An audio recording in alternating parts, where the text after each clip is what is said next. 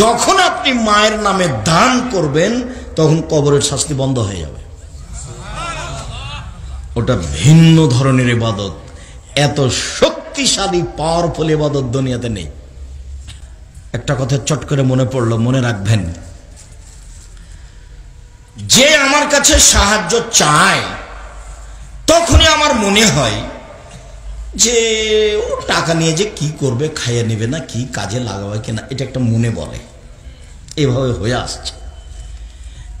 এইটা পরে মনে রাখবেন, দান হলো সবচেয়ে শক্তিশালী ইবাদত।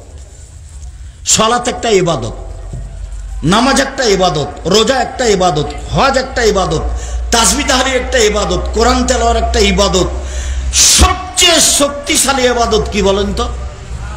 দান। সালাত আদায় করেছেন, নামাজ পড়েছেন, আপনার উপকার, মায়ের কোনো লাভ হবে না, কবরে আছে। সিয়াম পালন করেছেন, সিয়াম দামি ইবাদত, আপনার নেকি হবে, মায়ের উপকার হবে না। হজ করেছেন 10 লাখ টাকা খরচ করে, আপনার উপকার, মায়ের কোনো লাভ হবে না। যখন আপনি মায়ের নামে দান করবেন তখন কবরের শাস্তি বন্ধ হয়ে যাবে। ওটা ভিন্ন ধরনের ইবাদত। এত শক্তিশালী পাওয়ারফুল ইবাদত দুনিয়াতে নেই।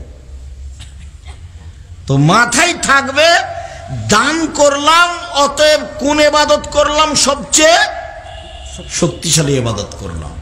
তখন আপনি শান্তি পাবেন।